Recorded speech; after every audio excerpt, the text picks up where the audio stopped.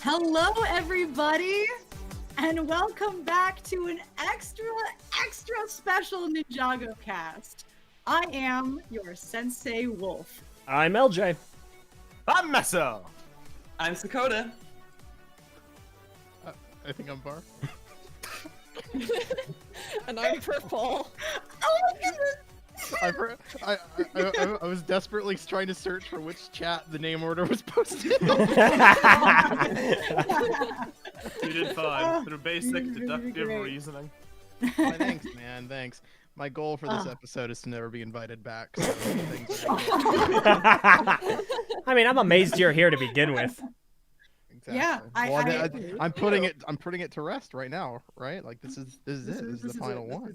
Until I gotta 20. make Like sure the that funeral, I burn. funeral concession. I burn every bridge so that I can't cross ever again. Oh my god. No. Listen, you honored the request to be here for this momentous occasion. Honestly, I just felt sad for Haley. You know. It was an act of pity. Oh, I'm glad it worked. She came to me begging in squalor. On my hands, please. I can I tell you extended why, my too. hand, handed Aw. her $1, and said, "Get something to eat, kid. I'll be there." And then she bought drugs. Yeah, and she bought drugs instead. Wow. You wow. got chi. Yeah, I bought tea and Actually, Whatever you know, helps. that's a really great segue to mention we brought Haley's Chi Dealer in to this very episode of NINJAGOcast. Yes, we did. We need to have a meeting about the chi. Yeah, We Haley. need to settle once and for all. Should... What do you Okay. What do you have Yep. to say for yourself, sir, I'm- about enabling this chi? Oh my goodness.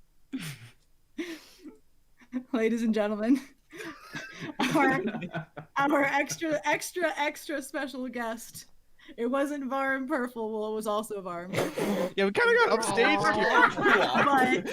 here. But, ladies and gentlemen, the man, the myth, the legend, Tommy Andreasen. For Chima!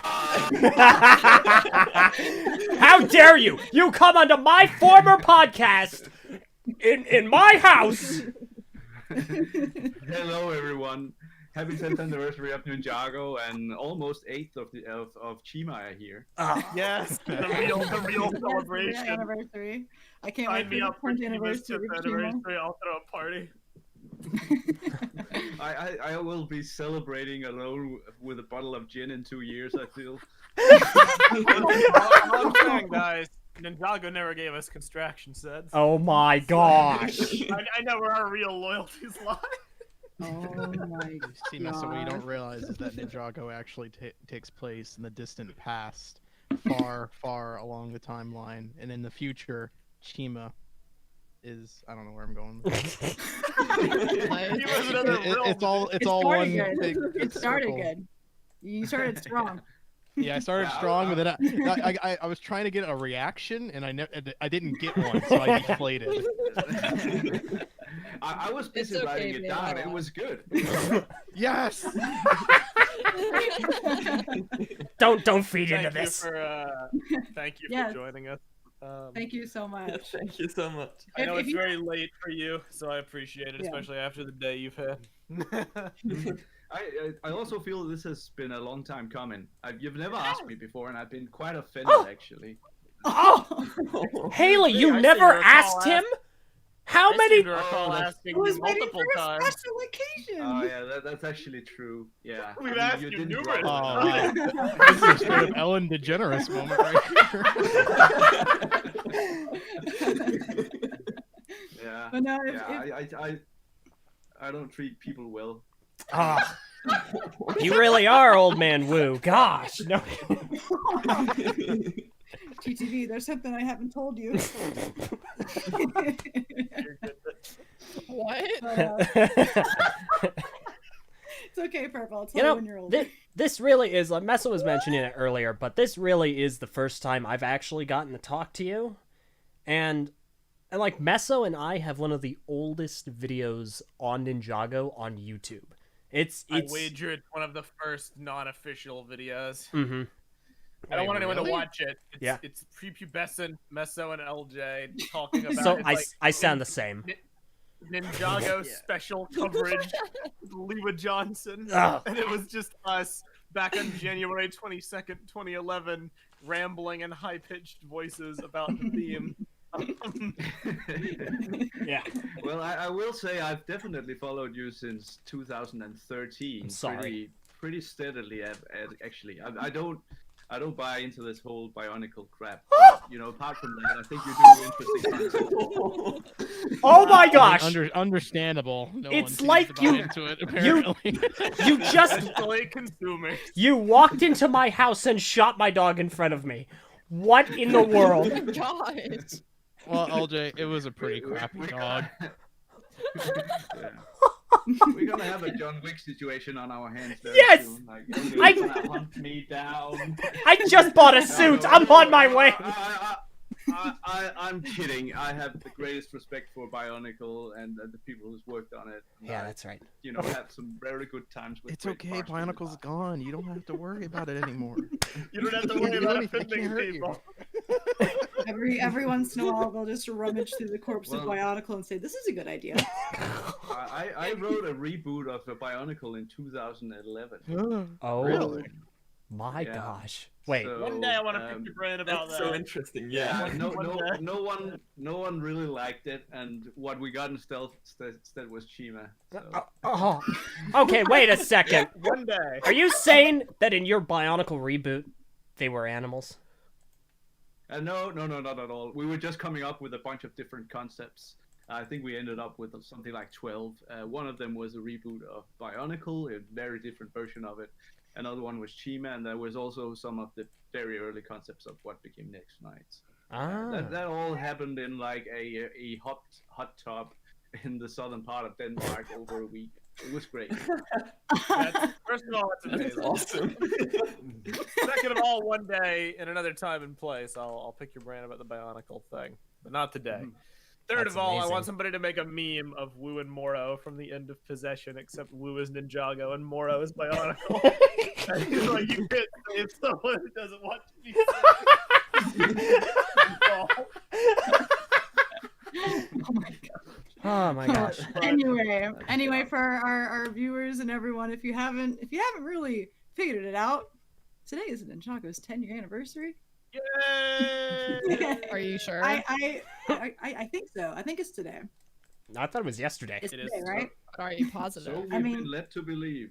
After the amount of festivities that have Yeah. happened today, I would trust that. Yeah. is the case. Let's just say I've never felt more overwhelmed with Ninjago content than I have today. I can't imagine you're the only one. It kind of exploded, and it exploded in a good way. So Yeah, there's- that's feel like- actually some stuff Yeah. stuff that was supposed to come out that didn't come out, but you know, I think that's just around the corner. So Okay. I'm very Really? excited for everyone to see that. Why'd Like you the have to? clothing line what- that we were promised was going to drop today? I wanted to buy it It did. It's in the just UK. in the UK. Messa, are you saying that you're really itching for those $75 sweatpants? Okay, first of all, what? They're $75. Well, first of all, It's like- you heard me right. Yeah. Oh no.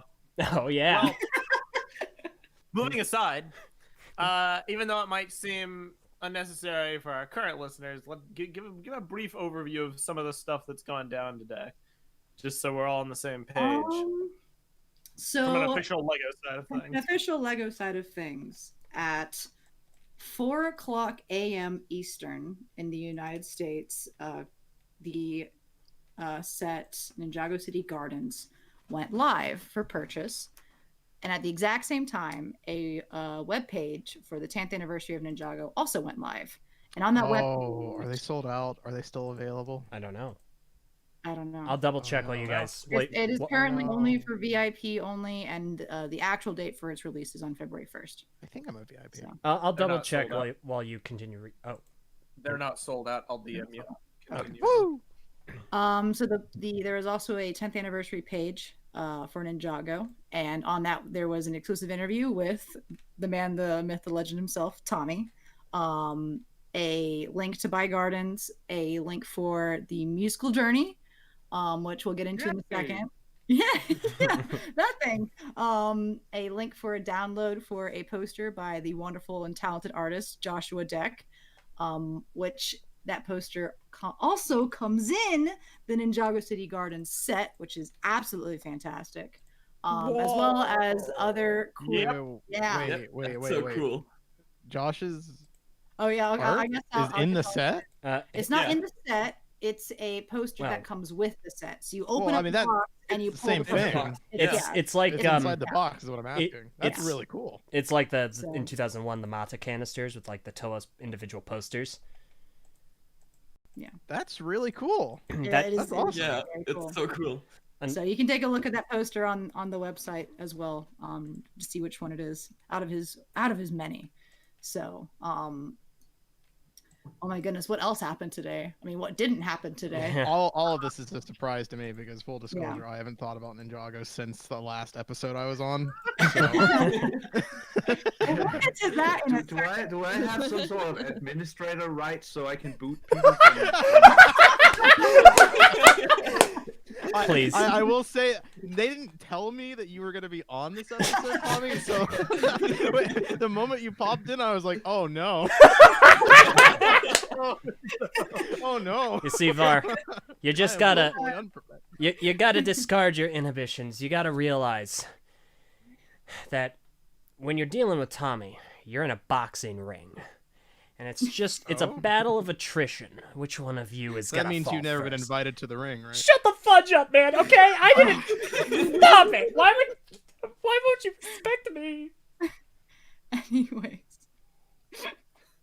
we had a couple of YouTube videos come out from Lego today. We had a 10th anniversary, about a minute and a half clip montage from Ninjago. We have the Ninjago City Gardens, like an interview, an exclusive interview. There was another interview by oh my goodness, what are their names? The Bricks. Come on, Haley. Come on. What is it? Between the Bricks. Yeah, Between the Bricks interview with Tommy Kalmar, Tommy Andreasen, and Joshua Deck about, the 10th anniversary of Ninjago. And also a musical journey, which is the first episode of 4, and this one covers the pilots through season 2, and it is a compilation of the beautiful and amazing music created by Michael Kramer and Jay Vincent. That kind of tells the story of those, which is also, my editing debut for Lego. Yeah, let's not shy away from that fact. The musical journey. So I had musical journey has been your project for a while. I have been working on the musical journey for a few months now. Huge thanks to Tommy for plucking me out of the Ninjago community and say, hey, you can edit this. And I've had absolute I sure am not gonna edit this. I need something else to do. What kind of a gullible fool is out there? That's me. Boy. Here, we'll pay you with misprints. Enjoy. It's honestly been an absolute blast. So there's first of 4, so you'll be expecting more episodes of that soon. We also got official set images for the season 14 winter-ish wave. I don't even know if it's like a spring wave. I don't know what's going on. At this point, it's a spring wave. It's a spring wave for season 14. We also got an official season 14 poster. And then, you talk about videos from everyone. We got videos, we got art, we got writing, we got books. We've got so much material that came out from so many fellow Ninjago fans and creators today. Tommy released a video of him painting and talking and doing kind of an art stream, which is I can't wait to watch that myself. Wait a second. We have been very poorly produced. I was about to say, we've been in this realm of, talking about the professional side of things like Lego stuff and the TV show and the writing and the story direction. But now, Tommy's coming into our ballpark. He's making YouTube videos now? Next, he's going to start a Patreon. I'm like one of those Hollywood actors that are out of work right now because of COVID, so I'm just crying out for attention and infringing on everyone's health territory. Boy, join my Patreon. It's called Tommy TV. It's It'd be great. Oh my my- goodness. Unironically, would. Oh my gosh. I mean, yeah. Tommy See- TV is TTV. Oh my gosh. That's it. I'm See. filing a copyright claim. Oh my All goodness. this stuff is absolutely fantastic. I love it, and it's been such a wonderful thing to watch happen today. All the people outpouring. It makes me realize, how different we had it. In our Bionicle 10th anniversary, got a cancellation, and that was it. So I mean, it really puts it into perspective. Huh? Did the internet even exist back then? It was 2010. It was 2010. 2010. We got a cancellation and vague promises that the story would continue. We were told that Bionicle would be continued by 2 themes. One of them was Hero Factory, and the other one was friggin' Ben 10 that had like 6 sets and lasted for a wave. Little did we know the real successor would be found along the way. Yep. With skeletons on motorcycles fighting spinning top ninja. it was Multi-colored wonderful. ninja and all the adventures of their time. I a liked wonderful what the Hagemans said earlier in the Marvelous Cast chat. They said that it was supposed to be 40 minutes. That was it. And Yeah. Ninjago was 40 minutes long, and now it's 10 years. But it makes sense. All the other themes from that era, like Atlantis and whatnot, Power Miners, they got like 20 to 40 minute specials. Mm-hmm. There was just something about it that made it click. I mean, looking back on it now, this was during the early phases of our existence. I don't know what motivated you and I to make that initial Ninjago video, LJ, because it was before anything had really come out. It wasn't I even think it on. was before. It wasn't actually anything substantial. We were looking at photos of like mock-up displays at a convention, as in like someone made a mock-up of what it could look like at a Comic-Con or something. Like it didn't even That's exist. exactly what it was. It was literally like concept imagery. I'll post the picture in the chat. So this was before even the show had happened. It's almost weird to think about. There was some just like indescribable, abstract kind of a pull it had. I think we kind of got the sense that this was gonna be big, maybe. So it was time to clue in on it early. And what do you know? It ended up being Oh, those are cool tables. phenomenal. Those are cool tables. They're like the spin Those jitsu eyes, tables. though. Watch. Just a quick question from an old man who doesn't know technology. Do I need to watch the pictures on YouTube while we're talking in Discord? You do not. Nope. Not really. Now Not that Is there a particularly. Haley, Is there a chat in here? there is. There's a Discord chat with the subheading Ninjago. It's like number sign Ninjago. YouTube does have a separate chat, but managing the two, it's That's my job. can be a little tricky. I found it. Great. You're... See? Oh, damn. Oh, I made that picture. Oh my gosh. Really? Yeah. It's a cool Oh, picture. I that's- like the tables. Yeah, I like tables. All right, explain the eyes. What's going on there? This happened over the summer vacation, and I was so hung up on Lego City that I was also attached to this new thing called Ninjago, as it turns out to be, that I couldn't really be bothered by making the key visual. So I hired a concept artist to do it. He wasn't particularly good, and I didn't care much. So he made the one with the sort of realistic eyes. I just gave him a picture of, the video game from Commodore 64, Last Ninja 2.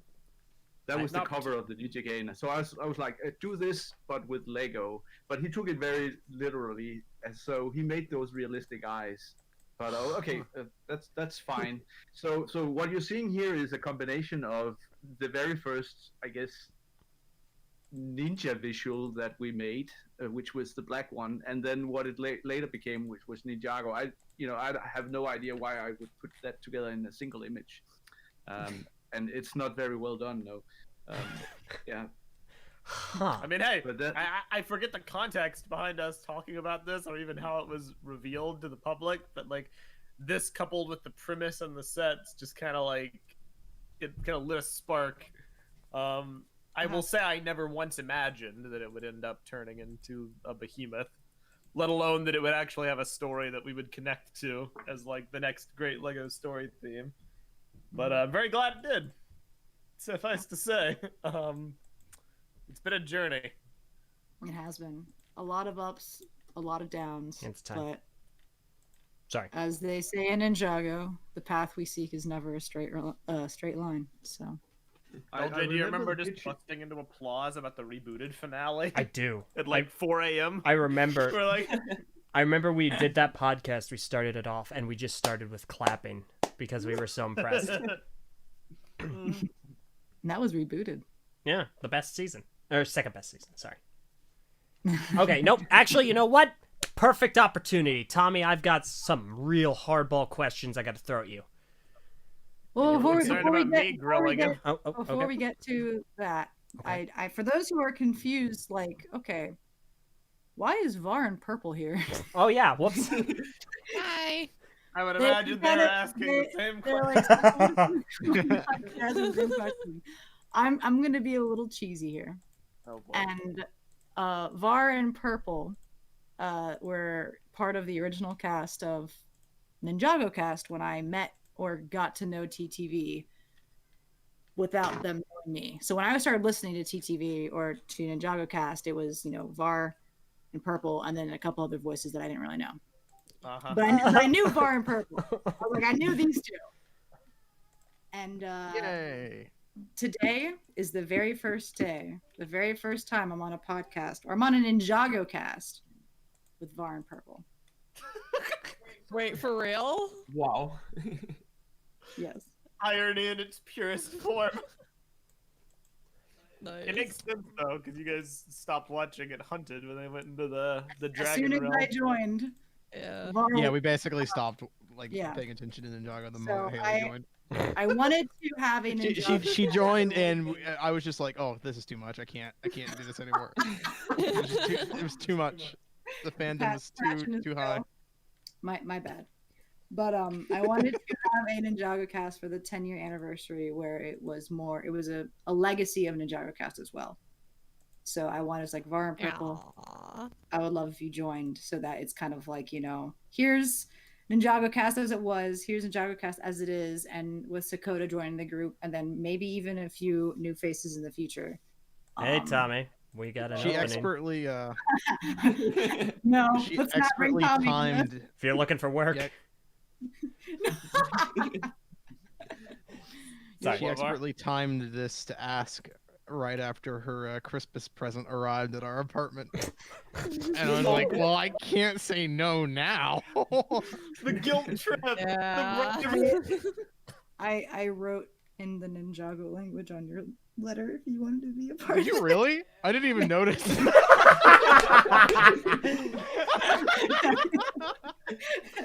Var, who hurt you? What did it say? Wait, I legitimately didn't realize that was a language. Oh, look at these pretty symbols. Holy I think crap. I don't even know if I just I think I just tuned those symbols out. I don't think I even remember there being symbols. Well, if you want to go back and translate the symbols, you're more than welcome to. He's But not What going does to it say? do What- that. What did it say? I'm not gonna do that. I don't even. I don't even remember. What Okay, it so you don't remember either. It was I would love if you joined for one more Ninjago cast or something like that. Oh. And he never even read it, or even it's worse than even reading. He never recognized that there was I- writing to read. I figured you I wouldn't. didn't realize it was a message. Well, you wanted the VAR experience. This is what you get. Yeah. Yeah. I figured- Like I said, man, working on my way to not getting invited back. So. All right. Okay. No, And- that was really sweet, Haley. We really liked the course. present, and of course we decided to Mhm. pity you Well, and I'm join the very- podcast, and we're here now. I'm very, very happy that you both are here. It's one of those, like, it's nostalgic. And I was like, Mm. yes, this is Ninjago as I Yes. remember. Is it? So Sometimes you have to support. We think of Haley as our own child, and sometimes you have to support Oh, your God. child even when you don't care at all about the things they're interested in. No, I'm just kidding. Oh, my. God. I'm just kidding. I love you, Haley. No, don't take it the wrong way. I love you, and there's no guilt tripping or catch about it. Don't call me out like this, Purple. No. well, Yeah. thank you. That I just wanted to explain that before we get going. LJ, it's all yours. Thank you very much. All right, Mr. Andreasen. Mhm. I got Mm. I got a You were handful of concerned them. about me grilling him. I know, like I said, Listen, Haley doesn't even know what I'm gonna ask, so I'm pretty sure she's nervous about this. very. What is your favorite season of Ninjago? Which child is your favorite? Oh my god. And while we're asking the simple questions, what's your favorite color? That's a good one. That's a good one. Yes, yes. I've got a better question. Which is your least favorite? No, I was getting to that. Oh. Oh, okay. Yeah, I'm building up. Let's do the better one first. I am you love and you hate things about every one of them. It gets to a point where you only see the stakes. I am very, very fond of Tournament of Elements. However, I That was am my not very favorite impressed too. with this. I'm not very impressed with the season finale. Whereas if you look at Sons of Garmadon, that's very, very consistent in its quality, in my opinion.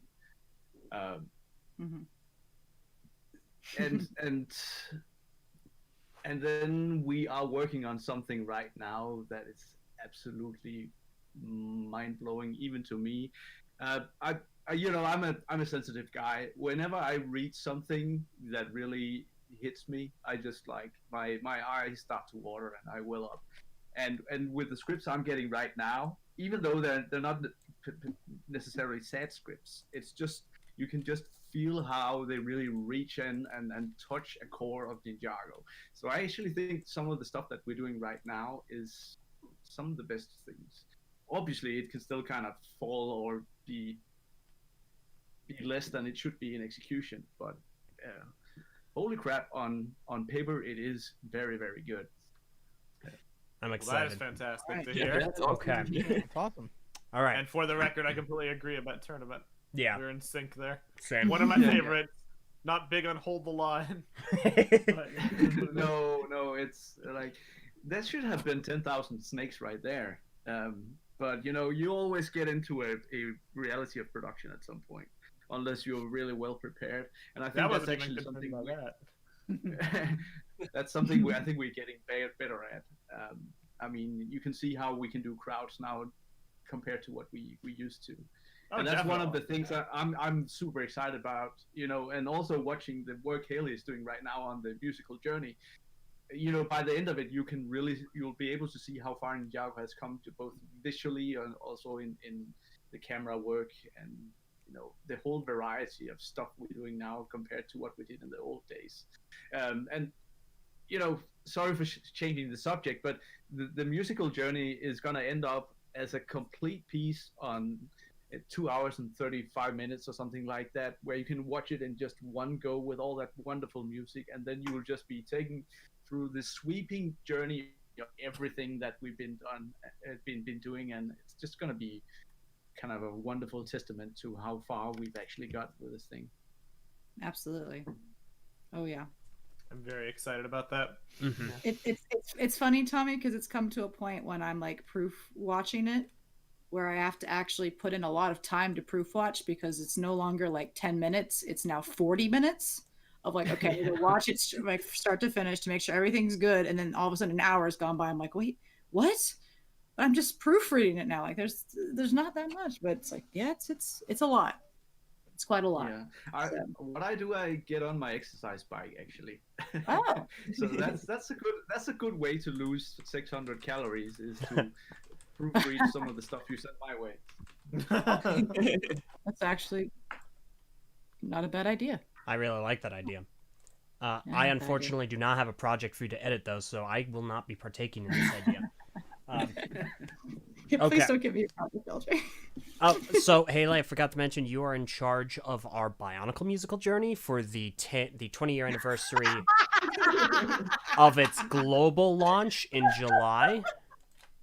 I mean, hey. Why are you laughing at me? I didn't make a joke. You're funny. Yep, you all heard it. All right, moving on. Next hardball question. All right. Can you peel a car? Actually, you know what I want to know, Tommy? Can you peel a car? Peel a car? Yeah, like a banana. Peel a car? Yeah. I had no idea what you're talking about. I think what we have here is a language barrier. You gotta remember that English is not my first language. Oh man. Okay, no, that answers my question. It makes just as little sense as you think it does. Don't worry. I know you can kind of peel in a Lamborghini, but that's like when you spin out or something like that. You know, I sound really stupid now. No, trust me. You Trust don't. me. Way to go, LJ. Way to go. You know what I'm about. All right, next question. Your favorite and least favorite characters from Chima. What? Dude, these questions. Who signed off on this? Me. I signed off on this. Alden is going full chaotic energy. Can we redo? Start over. Let's... That's not that hard to answer. I absolutely adore Eris, both because of the performance, the design, and just her character. And then I am not too keen on Bladvik. That's the bear, and that's mainly because he came out too stupid. we could have cast. I think a lot of people say we should have cast Chima differently. There's actually only a few characters I would have cast differently, and Bladvik would be one of them.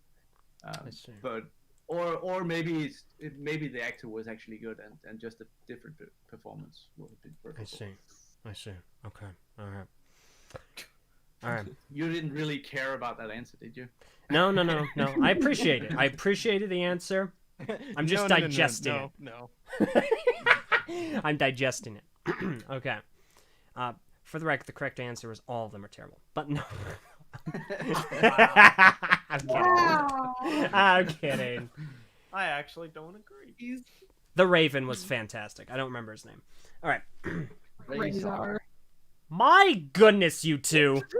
See, I expected that from Tommy. Purple. He's purple. What do you expect? Yeah, okay. Yeah. Purple bird. He was my favorite. Oh my gosh. All right. So, 2 more questions. Wow. Okay. This is your chance to get back on me pretty hard here. Your favorite and least favorite Bionicle character. Oh my goodness. It's all right. Matuki and Kakaniki. It's all gibberish to me. Dude, Sounds good. Next I mean, question. I agree. Matuki's arc was very good. Yep. Nope, had that one coming. Okay. My last question.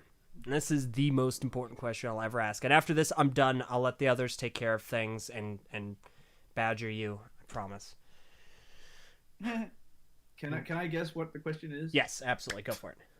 With that lead in, it's about Dareth. Oh my gosh, it is. What? It actually is. It's probably like, who is your favorite and least favorite ninja, and why is it Nope. Dareth? My question is, when are we finally going to see Dareth reach his true potential, go through his entire life becoming a very successful businessman, running several bars in Ninjago City. Then he will meet the love of his life, have a son named Kareth. Kareth will thereby be the greatest ninja in all the land. You thought the legend of the Green Ninja was the end-all be-all? Huh, try the Beige Ninja. That's right, everyone. Kareth the Beige Ninja. Yeah, I totally expected that question. Word for word. So- LJ, if you took the first 30% of what you just said, I could have just cut you off there and say 2022.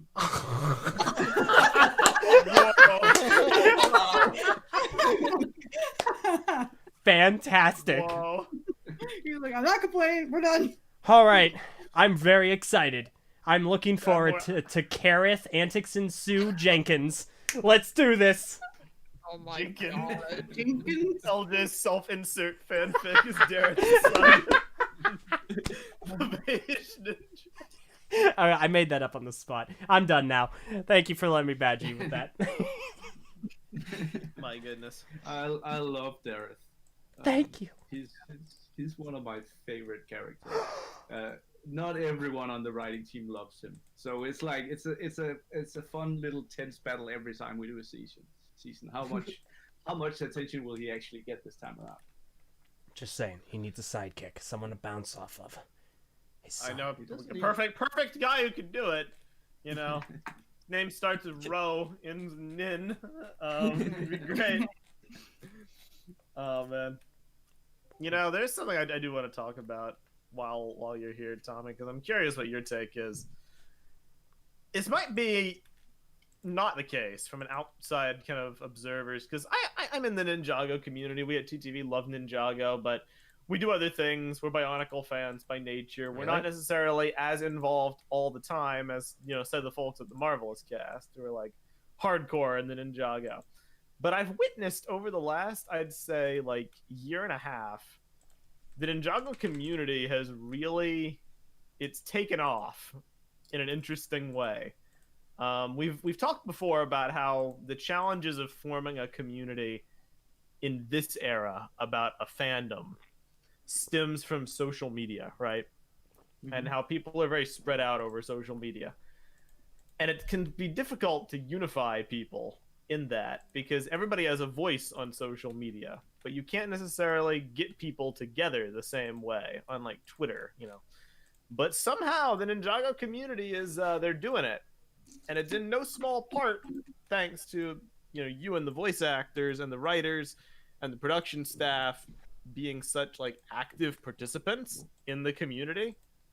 It really drives engagement, I think. I think that's a big role. I was just curious what your thoughts were on how big the Ninjago community is getting and like what that could mean for the theme and you being a part of it and all that. Like, what's that like for you, witnessing it kind of explode in the 10th year?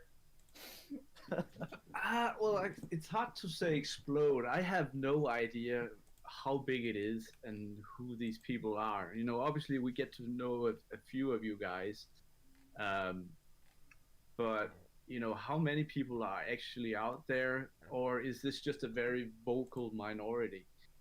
I don't know, and it's kind of hard to measure.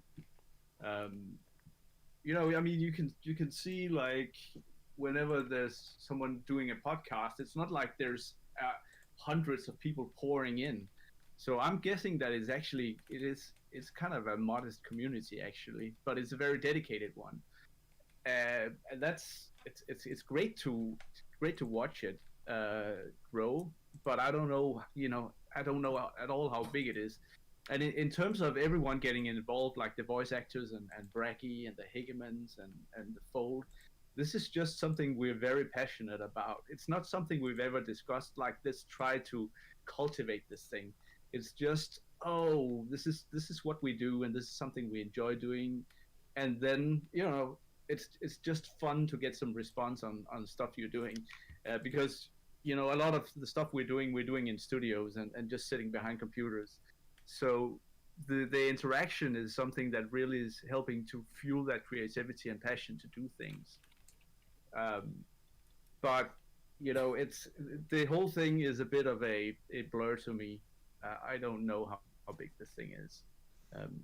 Fair enough. I've called it like the biggest, the most best well kept secret in the world. And why the reason I've said that is, with Star Wars, father knows Star Wars. He will try to convince his little child to like Star Wars because hey, they didn't have something in common. Whereas Ninjago, it was something that kids discovered for themselves, and then they start talking to the parents about it. The parents have no idea what it is, which is also something very special. Then it's something that children have discovered for themselves. And then what we've seen with people like you guys is, oh, it's been around for so long that those kids have been able to grow up with it, and now there's this community of older people in quotes that still like it and still follow it, but we have no idea how many that is. It's just, oh, I mean, we see the interaction, we love the feedback, we love the passion, and we love all the art that comes our way, but it's an enigma to me, really. Fair enough. I It's a think really interesting point. Yeah. I think there are portions of that make a lot of sense, given that we really don't have a centralized place for the Ninjago community. Like, Ninjago, it exists everywhere all at once, so it's like the internet is a place for it to call home.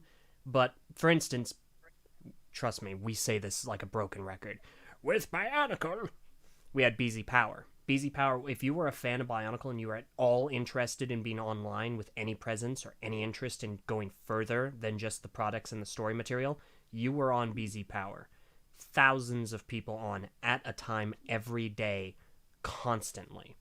With Ninjago, you have the community and members that overlap on Twitter, you have the community and members that overlap on YouTube, and you have the community and members that overlap on Tumblr. But there's no Instagram, and there's no, yeah, exactly. So all the social media is covered, but there's no like dedicated website where people come together and centralize, and I think that's very interesting. It's really weird. I mean, that's what I find so fascinating about it, because I was always of more of a pessimistic outlook about the Ninjago fandom, like actually cultivating on a deeper level. Like, obviously it was a worldwide phenomenon. It was a sales driving force. It was popular enough to get a movie. But until these last few years, I didn't really see that higher affinity level of community really take off in such a centralized way as I feel like it's begun to manifest these past few years. And it might be purely anecdotal, but I have noticed a direct increase between the participation from you guys who are on the staff and on the team. So I just want to say thank you for doing that. I know sometimes it might get a little old. I know you've mentioned on Twitter people asking the same the same questions Spoilers. that you can't answer. People asking for spoilers. I can answer everything. It's whether I want to or am I allowed to. And it's interesting what you're touching on, because the thing about Twitter, and that's really the only social media I am on, is it's nothing gets logged. I can answer a question and then whoop.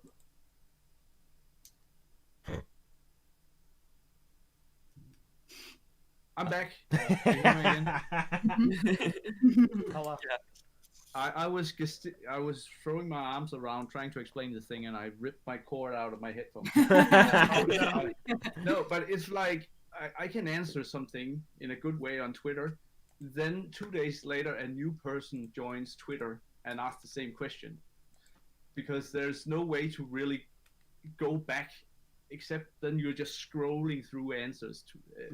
So I've been also thinking like, oh, it would be easier for me to just create a website where I just log every answer. So here's the topic of Elemental Masters. Here are all the answers. But it's not my job to do that. It's not even my job to interact with people.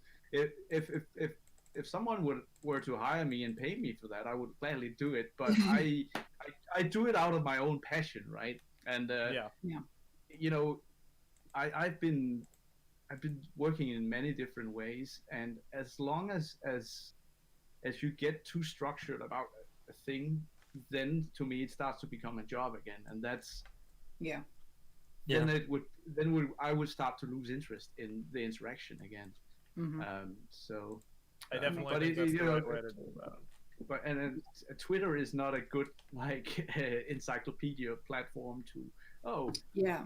someone has already asked this question and that was the answer. You can't do that. Yeah.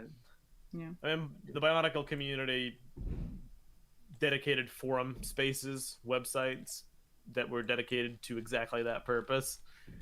But Ninjago's in the age of social media, so they don't have Well- that. And even if that was a thing, it probably wouldn't get mainstream traction. Yeah, the We have to, Ninjago like, wiki is yeah. compiling a lot of the Yeah, I was Tommy's gonna say. tweets, but I think a lot of people just don't read those and ask the same questions again. Yeah. So Yeah, that's the problem.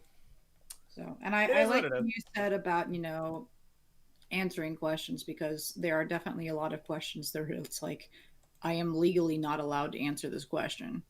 And then there are other questions where you're like, well, I don't want to answer this question because it is best told in the story. And I think that's also really, really, really, really cool. And that's one of my favorite aspects of Ninjago is that it has an incredible sense of storytelling and revealing lore about the world over time. And that, sure, we think we know everything, and then all of a sudden, boom, dragon and Oni, and it just keeps going. And then boom, you got the Serpentine and Human War, and we get Asphira, and all of a sudden, boom, you get Prime Empire, and you get all this fun stuff. And so, I mean, trust me, I like knowing things and asking questions as much as the next guy, but I will begrudgingly, to my nature, admit there is some benefit in letting things just kind of play out and stifling your questions, and that's coming from me, who's perhaps the most spoiler-inclined person in the world. Yeah, it's But honestly. Actually, when the 7th Harry Potter book came out, I went into the store, immediately skipped to the last page, and then bought the book. You have a problem. You have a problem. How is that for a reveal? I just don't get that mentality. No one why does. wouldn't you want to experience it in the way that the people that crafted it I will intended it? admit, looking back on it, it is kind of disrespectful of the craftspeople, as you mentioned. But for me, it was Really? always more about the journey than the destination. So let's Didn't just really skip right change. to the destination. F the journey. I mean, yeah, it makes me appreciate the journey more. Oh my gosh. I'm not Let's so get concerned about teleporters, clicking everyone. on the every word about where it ends. I can just see how they get there. Oh my gosh. Yeah, makes it's no it's one of freaking those sense. things. Like we're talking about plot twists a lot these days because we have a long history of then the sets come out. Oh, there's your reveal of everything. Like everyone can put the pieces together. So how do we actually do storylines Yeah. where you actually get the toys in your hands and you get to play it out, but you can't really tell the plot twist from the toys. It's just such a hard thing to do. Mhm. Also because like the launch of everything is not universal. It doesn't Yeah. happen Yeah. at the same time in the entire world. I have a question about that. What's the reason that Zane wasn't in any of the Prime Empire sets? Because they didn't want to spoil the Ice Emperor plot twist? No, wasn't he? He was not in I any don't other know. Prime Empire Well, sets. Zane wasn't. I mean, he wasn't in the game in the season, of course. Yeah. Yeah. They didn't make any I mean, sets that- of him in his yeah. noir suit, so Zane just wasn't in any of them.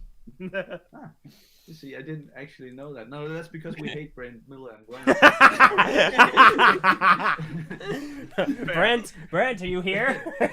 no, Okay. no, not at all. And I still feel bad whenever we have to sort of shortchange one of the actors because it just doesn't fit so well in this particular series.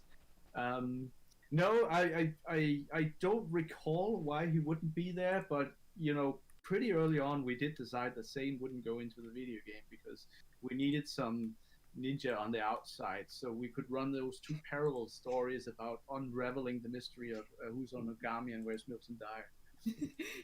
And then Brent Miller from Vancouver's like, what? What? Again?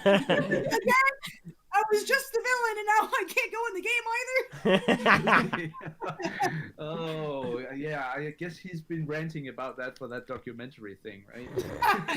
Oh, boy. Hmm. It's a We'll good see. point when you put it that way. So I guess Zane was gone for a while. I never really thought about it like that. Gosh, But I guess that's Yeah. true. you guys really do hate him. Fudge. Yeah. Question from Yeah. Ulti. Tommy, why do you hate Zane fans? Why must he be hurt every season? Well, that's one of the curses of doing television for kids. Is you can't be too mean, but we really want to be mean. And you know, we can always explain to a network that, well, this guy's a robot. We'll rebuild him. There won't be blood on the ground when you beat him up. So he's an easy target, but we are trying hard to come up with ways to hurt everyone else as well. Oh my gosh!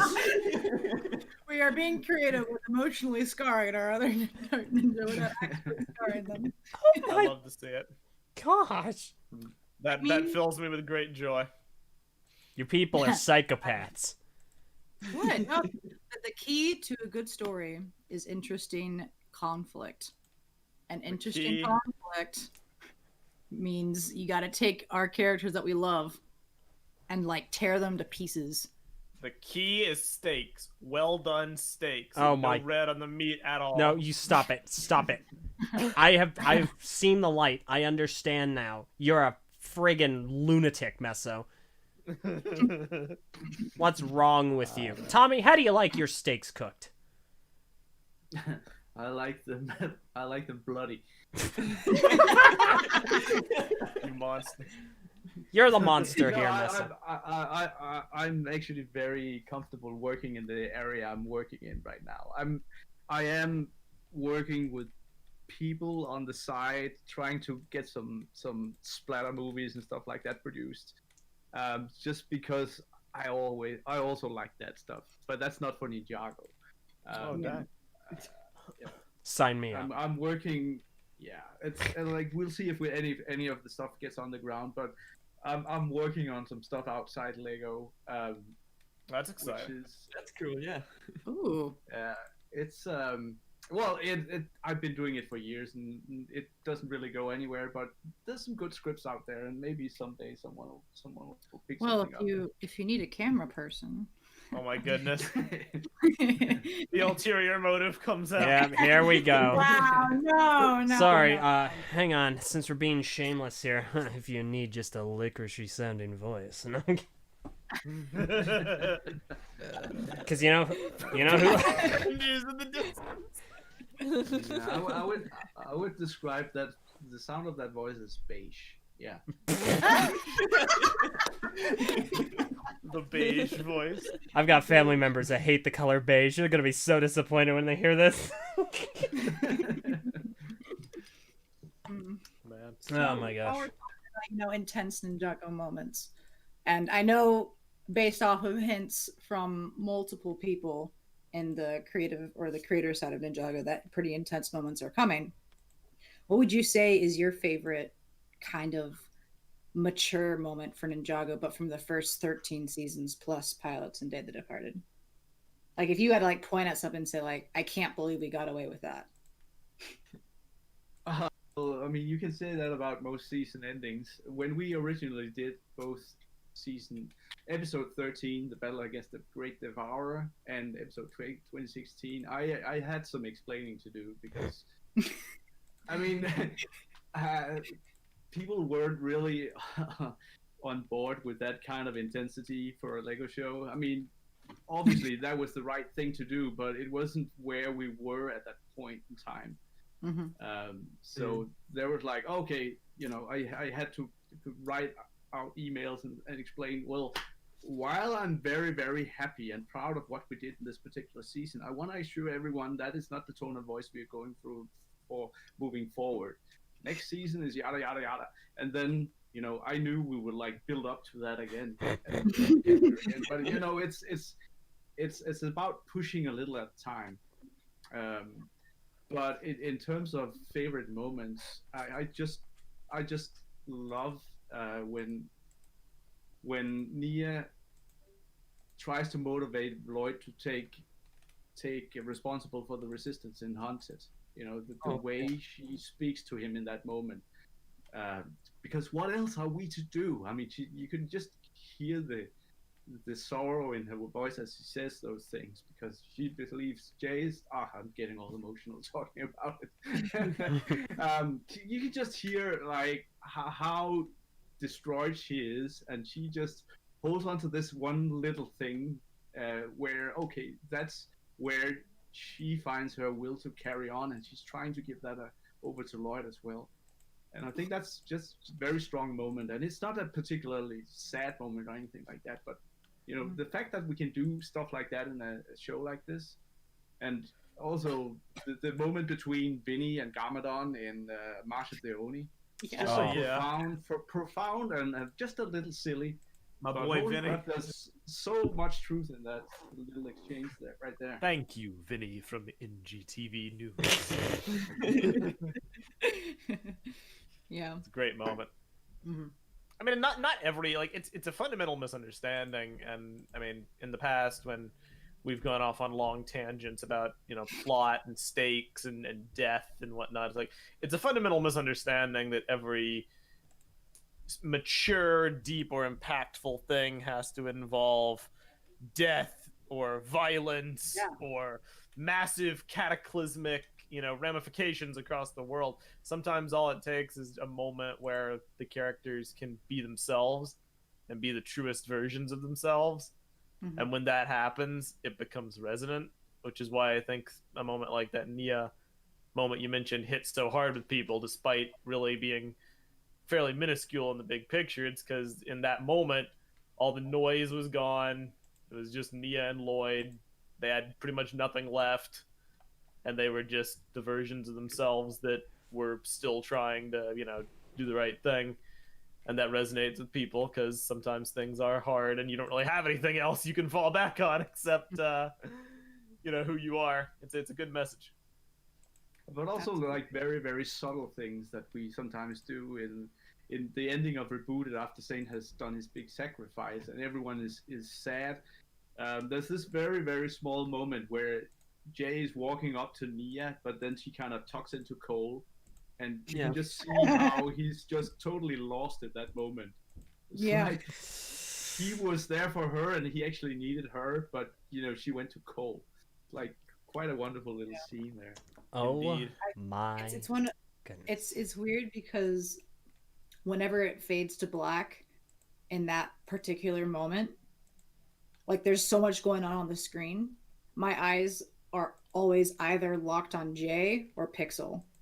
It goes back and forth. Like usually you're like, okay, who am I going to look at when it fades to black? But it's just Jay demands. Like he has like so much going on right there, and you can like feel the heartbreak. And then of course there's Pixel, who's like, I watched and I'm like, is she actually crying? Like, is she like, is there actual tears coming down? Is it her face? oil? Like, is it oil? No, just My goodness. that's when it's like, you know, I've seen this death, you know, 10 million times, and I'm just looking at other details. But yeah, the heartbreak of Jay right there was, like you said, it's one of these, you don't have to stick that in there. You could have just been like, you know, Cole picks up Zane's face and looks at it, and like Nia starts crying, and then that's it. But just little tiny details like that, just really, really. It also works without any words. It's just the animation sells it. Gosh, I would have loved to have been in the room as like everyone was watching that. Like all the executives is like, is that his face? He's picking up his face. I love that sentence. That moment when Cole just picks up Zane's face and looks at it. Like in no other story or medium that I can think of right now is that a thing. Like you have this live action crime drama, and one of their best friends just died, and he's like picking up their face off the ground. It's like, oh no, that's our friend's face. It's like, where else? I love it, man. I love it. Ninjago is special. Yeah. So Ninjago has its heavy moments, but Ninjago also has its comedy moments. One question that you know, when Kevin and Dan were in the chat earlier with Marvelous Cast, they're like, ask any question you want. And one of my questions was, what joke from Ninjago regardless of how you are feeling or whatever it is, will always make you laugh no matter what. Just if you play it, it'll just make you smile, cackle, bend over, wheeze, all that fun stuff. Like, what moments did that for you? Well, there's that moment on in what's that, Skybound, where they're on the beach on Tiger Widow Island. Oh no! And I think I love it more because I heard you ranting on it on one of your podcasts. Oh yeah, that was me. I just showed this to Var in purple like last night. Hit us with it. Well, so someone asks, why are ships named after females? And then Cole comes up with this thing about, well, maybe it's because they need a lot of paint to look good. Which is just like the worst thing you can say.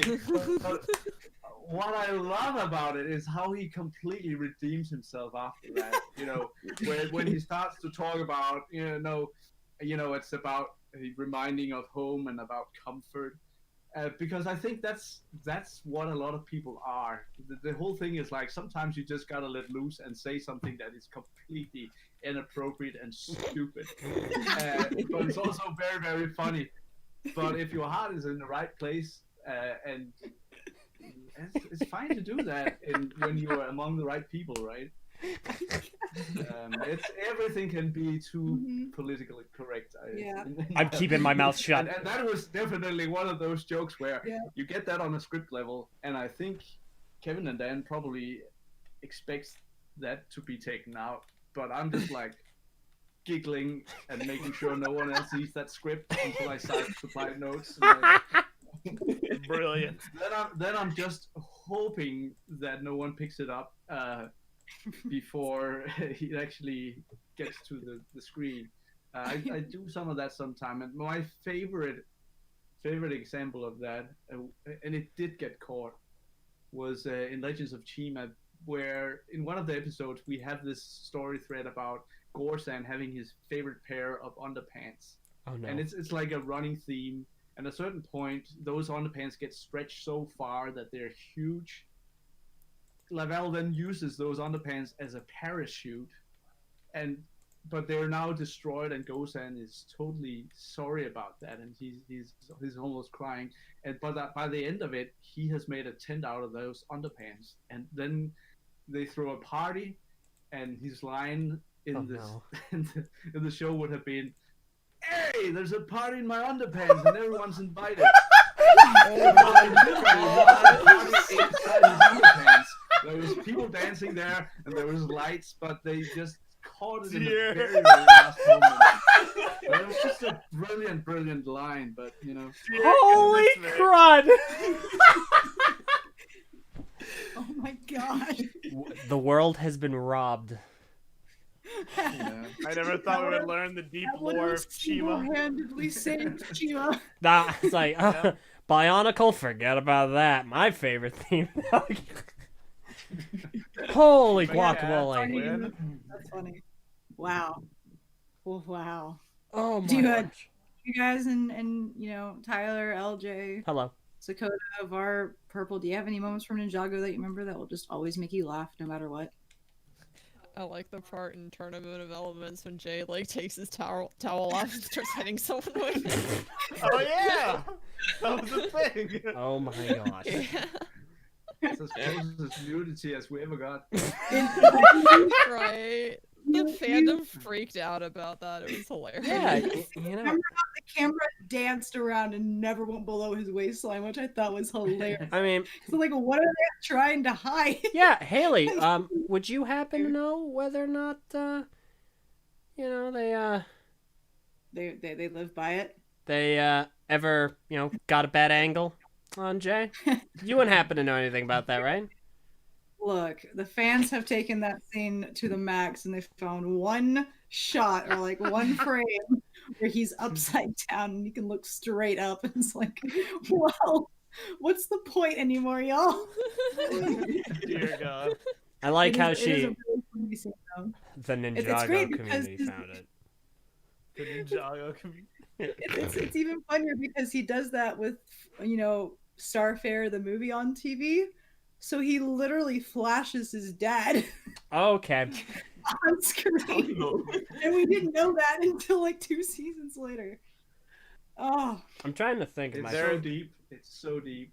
There's one moment from Ninjago that will never cease, like, to just make me bust out in laughter to the point where literal like tears just come rolling down my face, and it is without a doubt the funniest moment, and it's Cole falling in March of the Oh Oni. my gosh. Wow. I'm not joking. Okay. I think it might be because it was made into an emote for our server. So, like, at any point when anyone wants to just, like, remind ourselves of the Cole falling, we can just do it. I think AD has it. But it's just funny, man.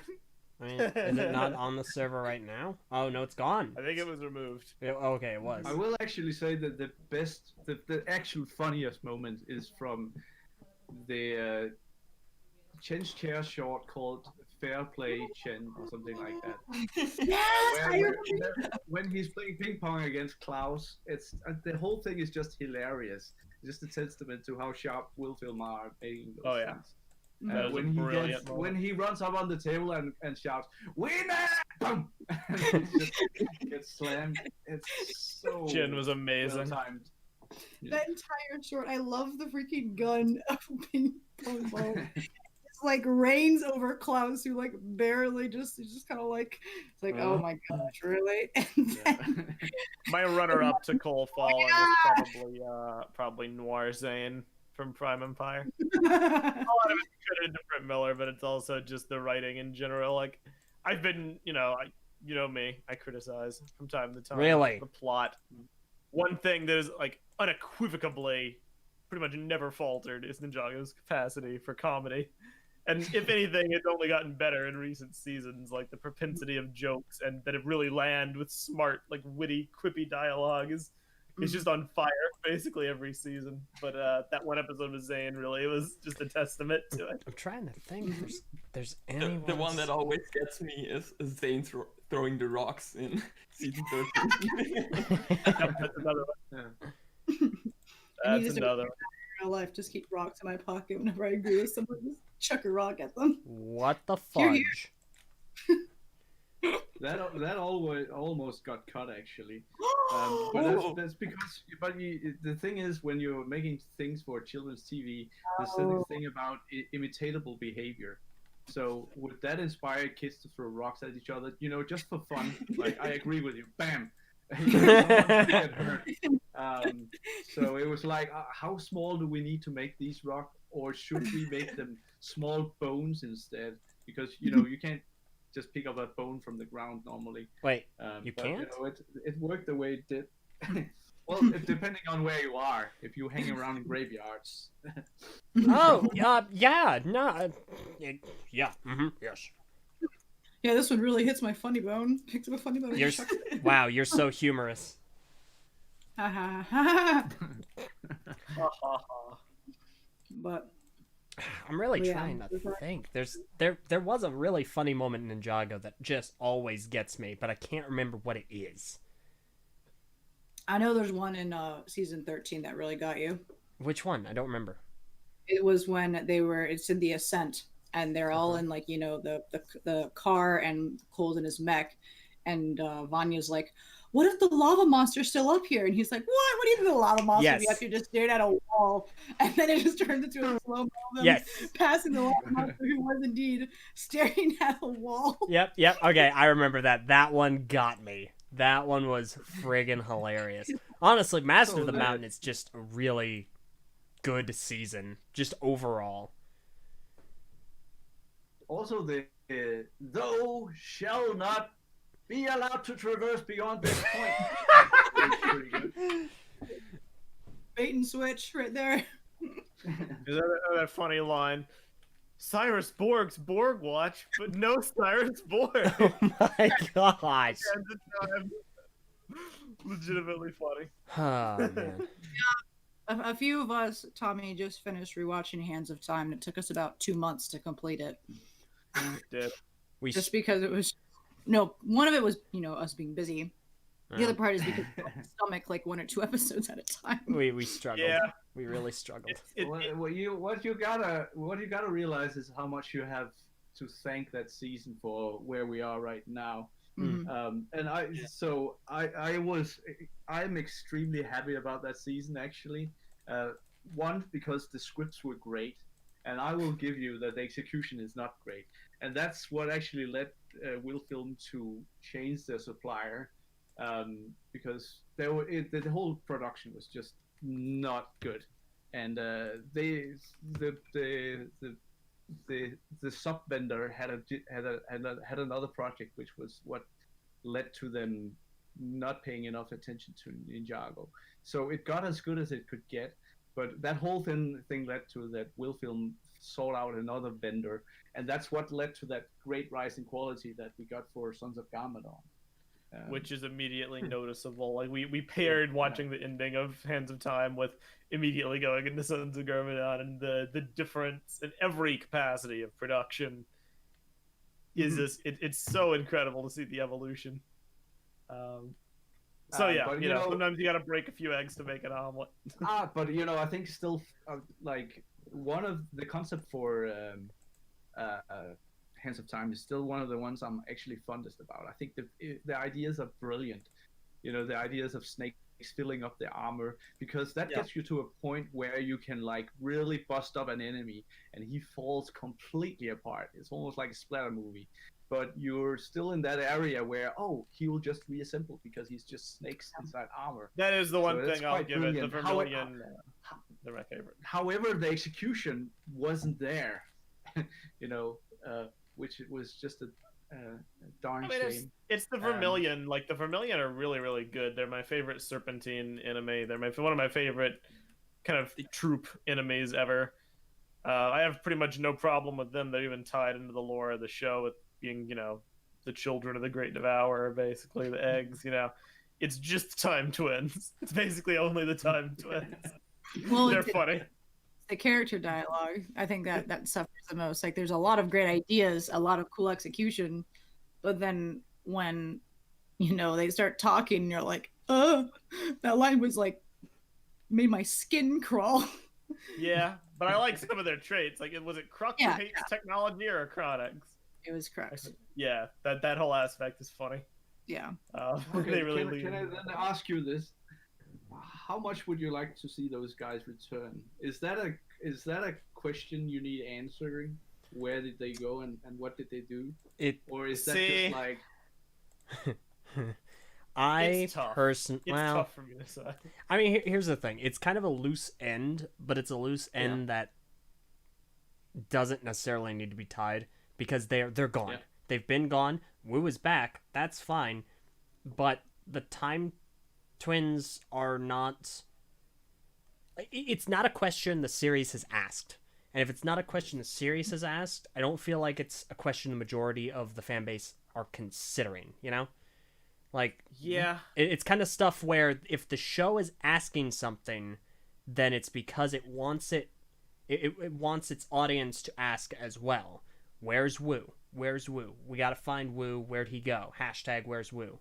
Okay, now we know where Wu is. I mean, it'd be kind of cool to see, like, what happened. Like, okay, so there's a baby, and they found a baby. I'm like, so where did they find the baby? Like, did the baby survive? Like, just randomly? But... Here's the thing. Back when Sons of Garmadon was coming out, I really wondered. And I was like, where did this come from? I wish they'd showed this in the story. Mm-hmm. It's so far removed at this point. I don't necessarily know if I would like to see it. It's tricky because LJ's right from a perspective of the show writing. From a more like community meta kind of a perspective, it's a little bit tinted negatively simply because a lot of the fans don't think back on the Time Twins positively for a myriad of reasons. Could it be interesting to see them again handled a bit differently? Maybe it could even serve as kind of like a redemption, not for them as people, but for their characters, Possibly. I'm always down to explore stuff if that was ever a consideration. I would Yeah. give it a Yeah. fair shot. But it's also like, we have limited time, we have limited budgets, we have limited episodes. It's like, oh, you would have to not get something else to get that story, right? I would never So- prioritize it over something else. Only if you just randomly have extra resources and you're like, I want to do something fun, maybe Yeah. consider it. Because I mean, I think the Time Twins would, like I said, my biggest issue with Hands of Time, and this is like above the animations, is above, anything else. It was just character dialogue. If the Hands of Time had like interactions where they like didn't sound like, or like even when they're fighting, and they have all these like puns about time, like everything they say, they have to mention time. I'm like, we get it, guys. You're the Hands of Time. Control time. Control Control everything. everything. Good writing. Right there. Right, yeah, I mean, that's kind of the point, right? Like I was saying, yeah. So people say no, but they say no based on how they were before. That doesn't necessarily have to be how they would be in the future. so I think lore-wise, it could be really interesting because of the way they're tied to the Serpentine Wars and the other elemental masters and the whole past of Ninjago. And I think that's something a lot of people would like to see more of. And if the Time Twins are the way to get that, I think it could be cool. But you see, this is where I take some sort of perverse joy in working with this stuff, because like, the Time Twins are out there. They're kind of like a dark horse. They could show up anytime, anywhere. And you can also maybe feel how we're playing a bit with the audience with the teapot of Tyran, right? Yeah, I know you are. I've been wondering. We've noticed. Like,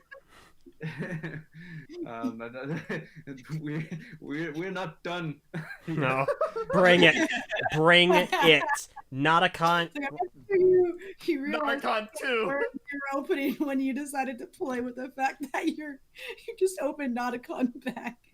Like, it's one thing if like someone's walking around with like the Sword of Sanctuary or like another past Ninjago relic, but then when you take the Teapot of Tyran with the villain who in his timeline defeated the ninja and killed one of them. Yeah, It's you kind want, you want to talk about something the fans would love to see back? Yeah, I'll champion Nauticon coming back any day of the week. Then you put it in the hands of the most idiotic person in Ninjago. Dareth? Wait, I'm kidding. Okay, listen here. I guess what you could say is that if you brought back Nauticon, it would be not a con. Shut up. I'll give that a 3 out of 10. Yes, I got a 3. That's my favorite number. Yeah. Oh my God. Real quick, just super fast. Comment in the YouTube chat from J Vincent Music. He says, "Hey gang, thanks so much for all the love today. Wanted to pop in quick and say happy anniversary. Couldn't be more honored to share this world with you all." Thank you so much. Well, for- as a fellow J, thank you, and thank you for all of the fantastic sounds and songs that you've contributed. They are fantastic. It means a Yes, lot. Thank you. Oh, that's awesome. Yeah, well, now Haley kind of knows these guys. Well, you've met them at least. I guess haven't. several of you have. Great guys.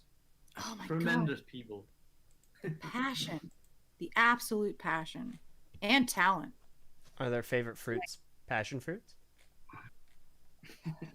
LJY. Who hurt you? My article did. Yeah.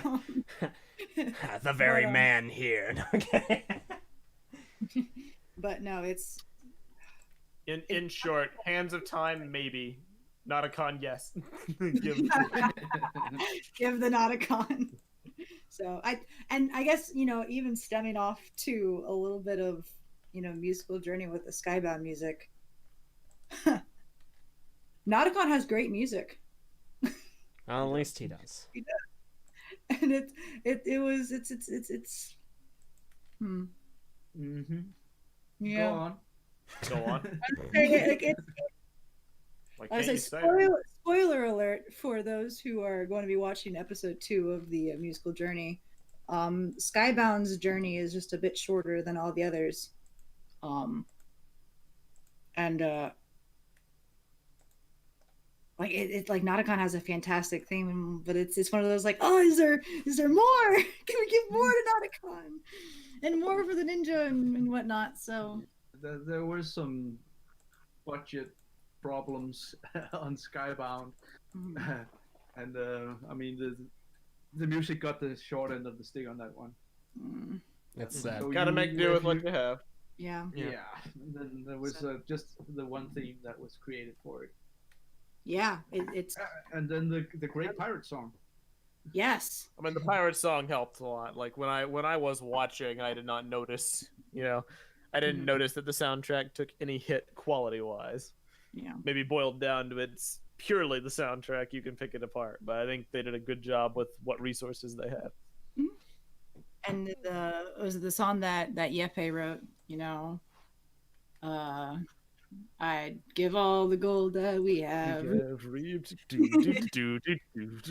singing, It's great. singing. I want to join in. So, but I love it. I've always thought, I was like, I wonder, could that have been the season where we get like a Jay and Nia theme? Probably in another life. And it would, and like a theme that would have like evolved and kind of in the way that Jay Vincent and Michael Kramer like expertly do. They take the theme that they established early on and they bring it back and they put it in a blender and make something new out of it, and they keep doing that over and over again, and you keep getting these awesome, amazing, different entrees of music. There's still an opportunity for that to happen. The Lego press release on their website, they have a specific page dedicated to dissecting Ninjago through the past 10 years. And they specified that one of the upcoming seasons we're getting is going to focus on Nia and her element. And we're certainly going to delve into that more on another podcast, another episode of this. However, it's certainly possible that we would get, a Jay and Nia theme, because how else are we going to worry about? How else are we going to worry about Jay? We must worry about Jay. Oh my God. I'm not sure if you listened to that podcast. Yeah, Tommy. that's a question, Tommy. Are you aware of what your words cause? Like that. Were you even aware of the firestorm that tweet created? I've heard about it, but I haven't heard the podcast. Was Well- that something about people immediately focused on Jay rather than Nia? Essentially, that's a Yeah. good way to boil down an hour and a half worth of discussion. Yeah. Yeah, we talked a bit about why did this happen, or like, well, I mean, not like why did this happen, but more of and the talks and the excitement for something potentially for Nia. It's immediately turned and say, what about Jay and what about Kai? Should we be worried about them? And it's not a There's a lot of bad thing. It's more of a I thought this was a it's Nia. just it's So. a community thing in the way the community perceives like the characters. Mhm. Not so much on their, not always so much on their individual strengths, and more about their dynamics with other people, which Mhm. can be good or bad depending. Yeah. Yeah. So we had a lot of fun discussing that, and hopefully we'll do more of those in the future. But We shall see. I So- care about them all. yes, That's a good answer. the way I ended the podcast was like, I'm worried about them all the time. I go into every season like, what's gonna happen to the ninja? Well, Every single time, what's gonna happen? So I'm not worried about all of them. when I found out that Master of the Mountain was a coal season, I was like, what are they going to do to him? And I am excited and worried at the exact same time. So, and it ended up being absolutely phenomenal. It was. So glad we did that at that time. Yeah. Especially given the circumstances. Mm. Yes, 2020 was not a fantastic ending for Ninjago, but 2021 is definitely holding Ninjago back, bringing it back to the the celebration as well as the mourning. it comes and goes. That's how life. That's how life is. We win some, we lose some. But This year's It's- looking up, though. it's looking up. It's looking much up. Ah. Ah. What's that? I mean, it's just like whenever you hear optimism in the Ninjago community, you know you're just heading into a shitstorm. Then you can only disappoint people. It's like, oh god, I just wish we could be super underdogs for just a little while, because then we can only surprise positively, right? No, like with great expectations come, I guess, potential disappointment. Yeah. Well, Can I introduce you to my philosophy of skeptic realism? no, do not listen to him at all. Absolutely none of what You never says. get disappointed Don't. if you have no. no expectations to start with. Listen, Tommy. If he says anything that starts with karmic, leave immediately. So Tommy, what do you think about the prospect of good things happening being counterbalanced by bad things happening Oh my to other people? Because Well, I think, well, if you keep doing something for too long, it's gotta end up bad. there you go. Oh. That's a good. Yeah, Meso. So how long have you been playing Destiny? Oh my gosh. Oh, yeah. But yeah.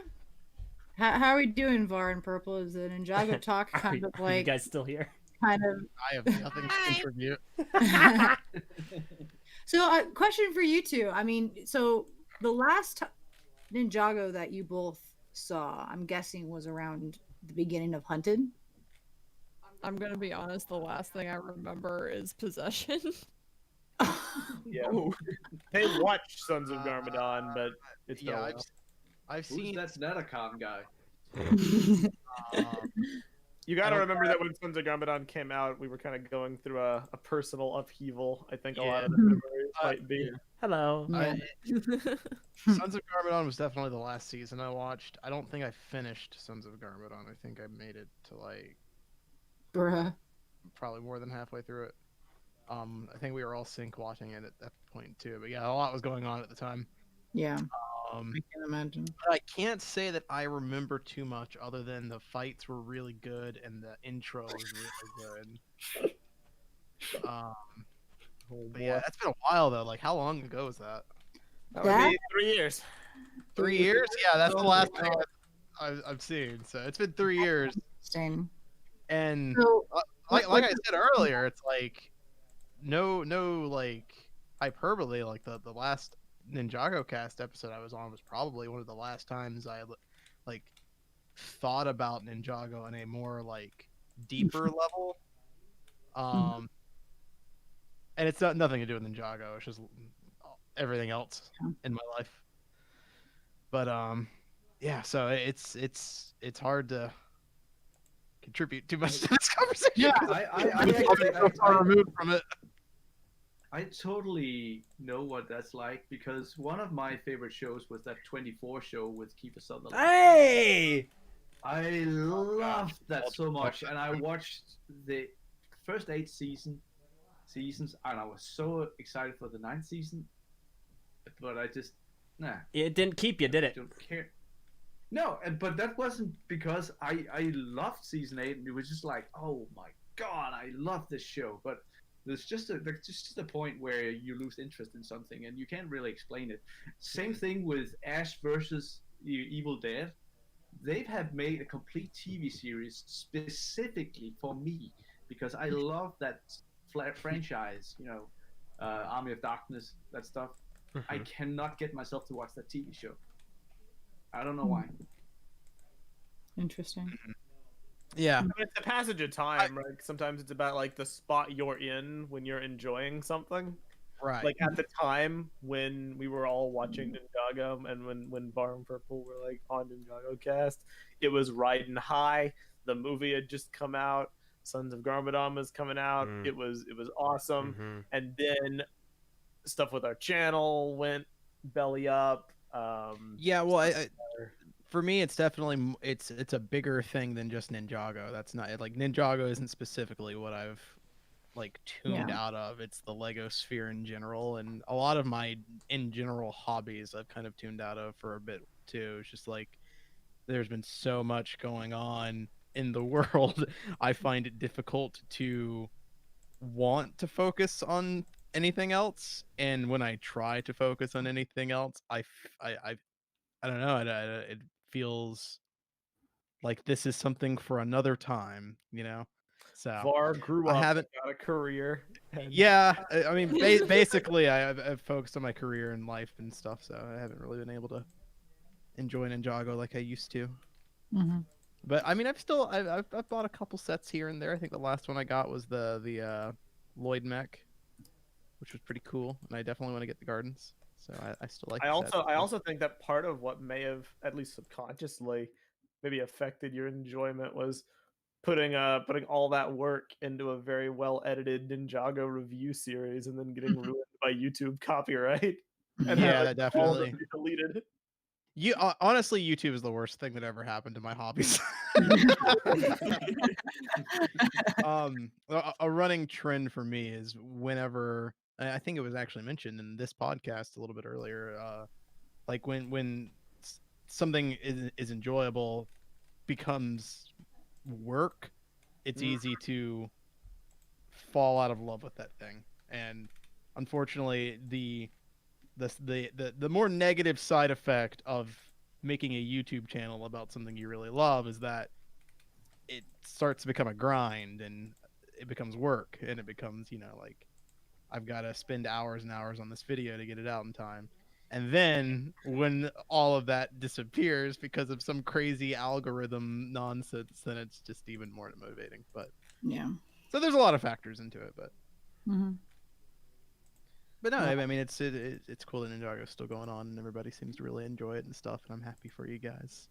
I I wish I I was could gonna say, like, what contribute a is bit it? more than What is it like for you two? After being, well, I guess like knee high in Ninjago, and then when things change, and then you kind of see where Ninjago is now. It's kind of like what is it? What is it like for y'all at this point? um I don't think they've given it much.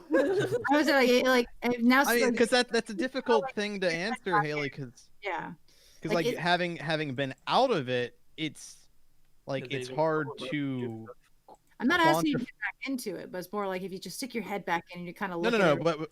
But what I'm saying is that it's difficult to quantify what exactly has changed. Yeah. Hard to put that into words, but like having left it, looking back, I mean, it's it's Ninjago. It's still doing its thing. It's still going on, and I haven't been able to follow the story or any of the developments or anything like that, so I don't know exactly what has changed. So for me, I mostly just see the theme, at face value, Mhm. and I mean the sets look great. I mean it's still going.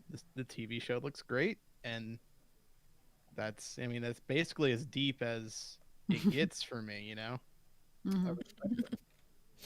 Yeah, Do there's you like remember? Yeah. Or go ahead, Herbal.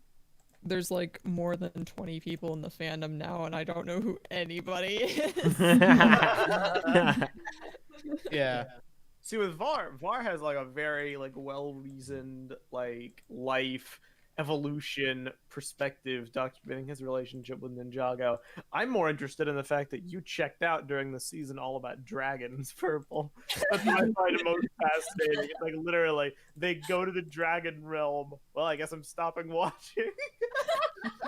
I mean, I sort of clocked out in like possession. That's like when I sort of stopped being able to like keep track of what was going on because it just kind of felt like the story kept going and going and going, and I couldn't keep track of Well, anything. I definitely felt that as like as cool as it is to see everything continuing and everything and stuff like that. One thing I really liked about Bionicle was that over periods of time it kind of had soft reboots in a way where like the story would kind of start anew with a fresh cast of like main characters, obviously continuing the overarching journey, but it was good to kind of get a sense of closure for one arc and into another with new faces and a fresh start and a new location and everything. Um, so I mean, I definitely that agree. that would be something I would Discussion like for to another see. time. But, But yeah. I completely agree with you there. Mhm. Is there anything that you two have always wondered about Ninjago? Like, if you like were to like think back to your, possession days, or you're thinking you're just like, man, I there was one thing that I was kind of interested in that I never got an answer to. Not offhand. I feel bad for not having the answers that I feel like you're wanting me to give you. Like, Fine, fine. I'm honestly just curious. I'm like, I'm trying to like, pick I your brain. like I don't know. I don't know if I don't know even if when I was fully a fan, if I was ever like that deep into the lore side of Ninjago as much as you are, Haley. For I'm me, like the story was always sort of secondhand to the sets, and Yeah. I enjoyed the quality and production of the show as entertainment that I felt was above the general quality of shows like it for its age demographic. I thought that Mhm. it was always better in that regard, so I enjoyed watching it. Um, to kind of live alongside the set collecting and everything. It was a nice backdrop. But for me, I was never that invested into the lore, so it's difficult for me to like find like these like questions burning deep inside about what I was looking for, or answers left, or questions left unanswered. Basically, I don't know if I have that. Okay. Yeah.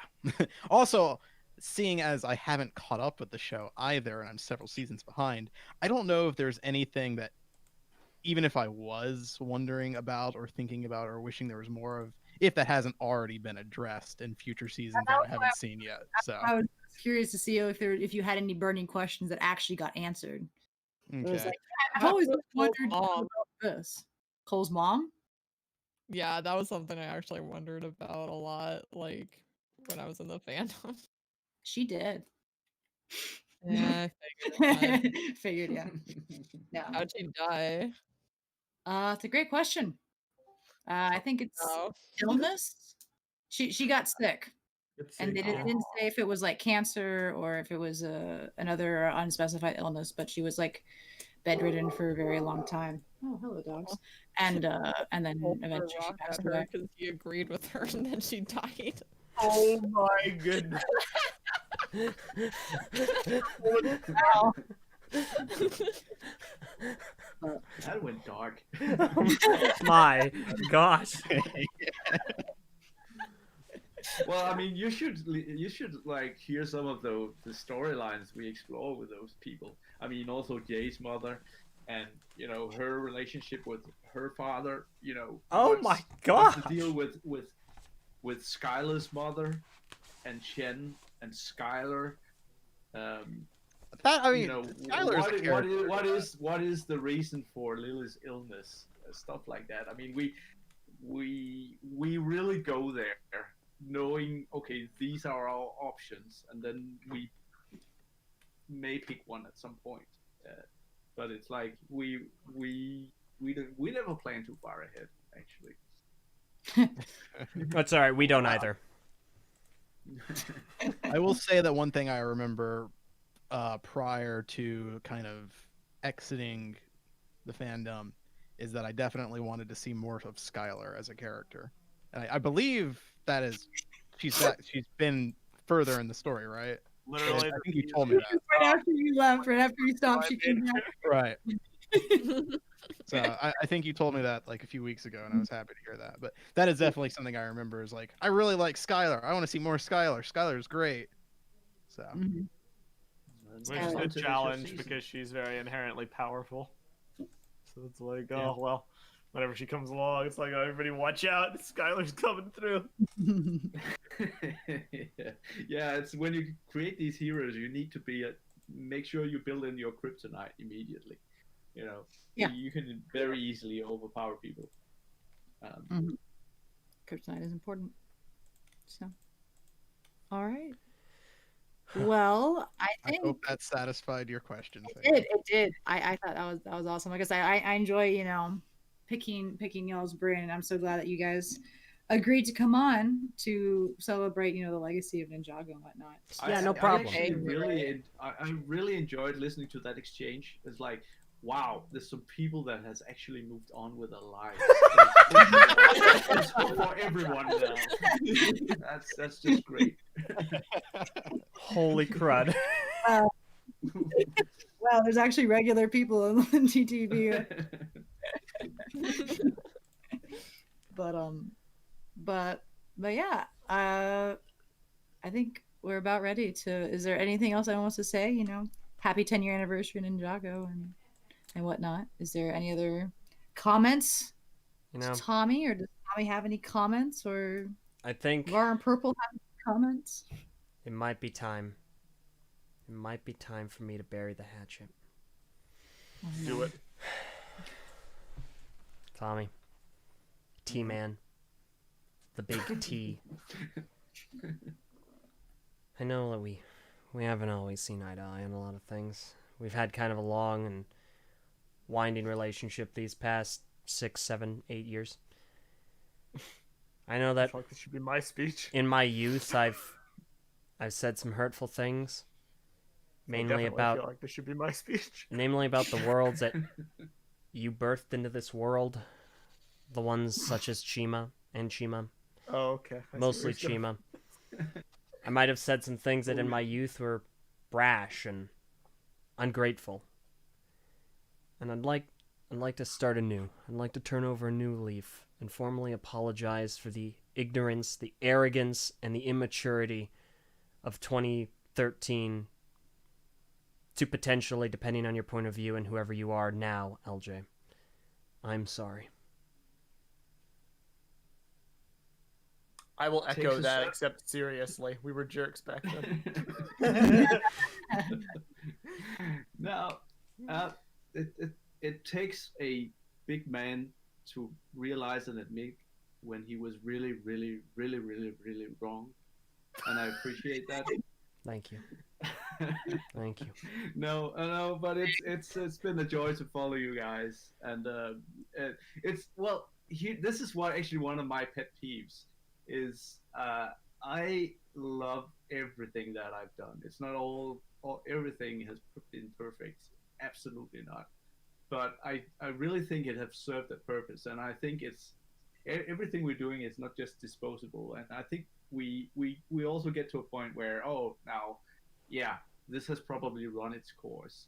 I was probably also getting there with Chima. I was not getting there with Nexo Knights because I had just one very, very big story to tell with Nexo Knights. That got cut off. So that's painful once you work with that, because you kind of, I really want to do this thing with Lance. So those things. But it's interesting to work with it. And one of the things that people never see is the process of working with these things, because people, and that's everyone's prerogative, and that's what's great about it. Everyone sees the end result, and that's either good or bad.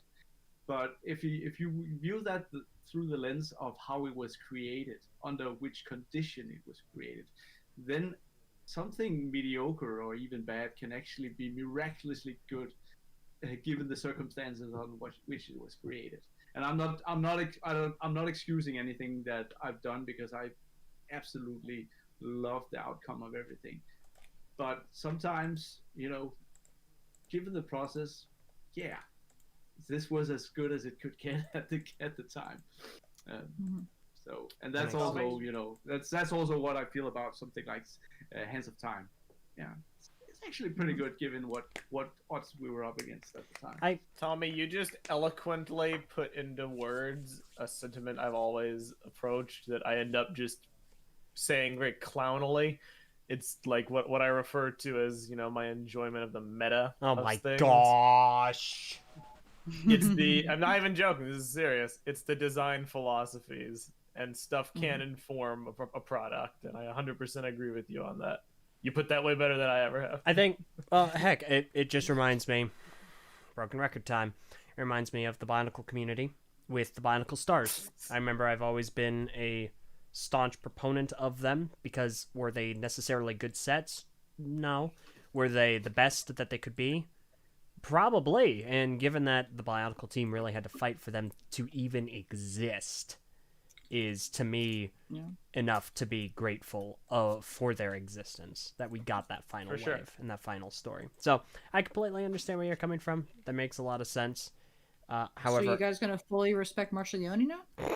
let's not get too one step at a hasty. time. I'm curious to see how I feel about it after our rewatch. Which will be coming soon. Haley, I was burying the hatchet for Chima. I never mentioned Ninjago. I'm kidding. But yeah, no, and honestly, it's a pleasure to actually finally talk to you because it's been so long. Like, you've been such a large portion of a lot of what we do for so long, and we've never actually had a conversation. It's like, all right, my people will get to your people. We'll have a little bit of phone tag with a YouTube video and then a comment and an email here or there. It's like... I'm just sad I wasn't well prepared for this. Not that I could be, considering the surprise nature, but hopefully this is not the only time we can speak. I would love another opportunity. Yeah, this has been great. It's actually been great to finally get this thing. It's been cooking for a few years, I think. Like, oh, we need to do this at some point. It's All it took was one quick a very email. enjoyable way to do it. Yeah. All it took was one quick email. Hey. That being said, I'm now gonna have to make a YouTube video titled "Breaking News." Ninjago creator, I know you're not, but still, Ninjago creator Tommy Andreasen confirms everything he's done is perfect. The fans are wrong. I'm gonna monetize it. I'm gonna make $100,000. I'm gonna buy Ninjago's rights, the intellectual property rights, and it's Dareth Jago from that point on. And you're gonna bring back Air Jitsu, dang it! Hashtag Ninjavival. Oh my gosh! Wow. So I actually do have. I figure soon we'll be wrapping up, and we should probably let you get going because I imagine it's very late It is where very you late. are. I do have one question, not actually related to Ninjago. It's something I've wondered for a while, and while you're here, I definitely want to ask you. I'm worried. So you mentioned Nexo Knights.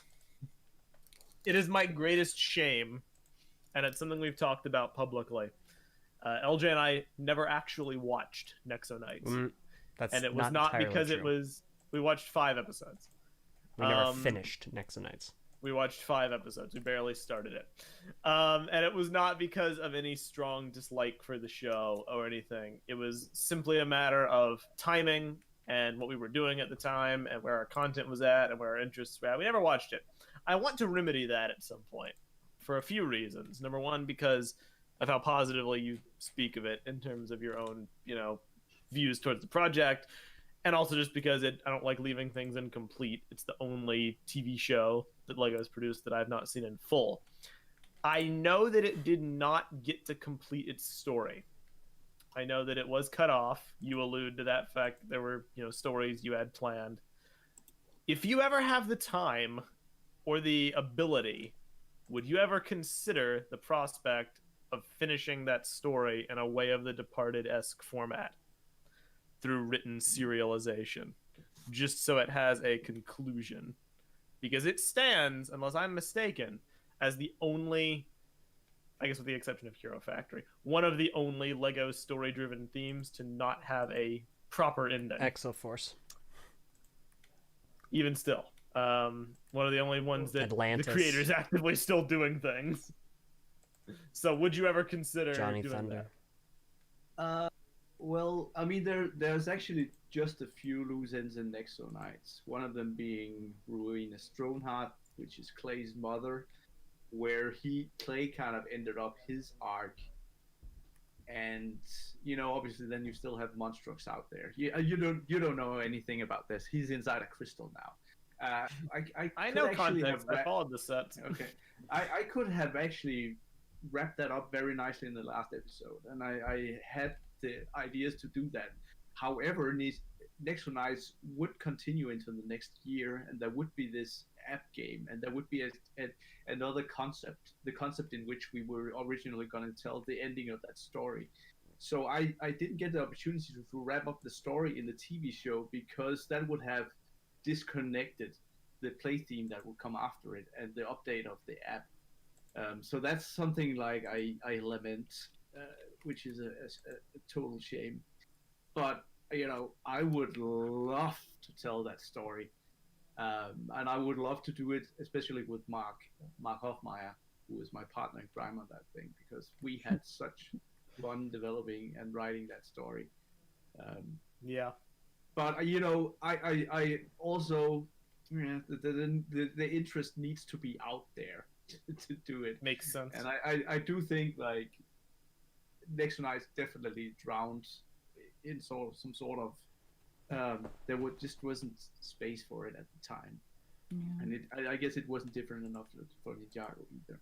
Ninjago is a very hard one to kind of come in and shove out of the way to, and again, we don't want to cannibalize either. It was just everything it wasn't different enough. What I would want, if I could change one thing about Next Night, is like we should have gone way harder on the tech from the very beginning, because that was Next Night's edge over Ninjago. If this was really really high tech nights, it would have been much different one than Very true. the kind of tech nights, which it was still a bit close to Ninjago, because Ninjago was also going there. That also has the component of technology to it. I mean, I can't speak for the production pipeline, but I know right when the last season of Nexo Knights was releasing, that aired on TV, was right about the same time that Sons of Garmadon started to air. So I think what you describe about, Ninjago and it kind of getting drowned definitely sadly happened because of the white hot hype about Sons of Garmadon. Yeah. So some network decided to put it on at 4:30 in the morning. Wow. And then we get bad ratings. I wonder why. But people look at the ratings. They don't look at the circumstances of the ratings. So it was just like, oh, God. Yeah. See, I didn't know that. That makes it even worse. Yeah. Thank you for sharing that. So there's enough hole we could go down if we're talking about show ratings and Ninjago. That's But fair enough. I respect that answer. Listen, always whenever anyone criticizes anything, consider the circumstances. Is what I always say. in that case, I'm gonna say it. You know what? Okay, before I say my inflammatory comment, real quick, YouTube comments. Jay Vincent, there we go, has this to say: gotta run, guys. Keep enjoying the podcast, and thank you all again for everything. Let's make it another 10 years. Thank you so much for showing up, Jay. I've noticed that Jay has been interacting with people or other fans in the chat. That's absolutely amazing. Thank you so much for doing that. He also mentioned that Jay and Nia do have a theme. Oh. The Yer Yang theme that appeared in March of the Oni, and then it returned in Master of the Mountain. Oh, well, fantastic. Okay. All right. Thank you. Same for that one. Inflammatory comment: the Bionicle TV show got much better ratings than Ninjago ever has, because when you Journey to One. when you don't have a show and you have no ratings, 0 ratings could potentially be the same as infinite ratings. What? Whoa. What kind of logic is that?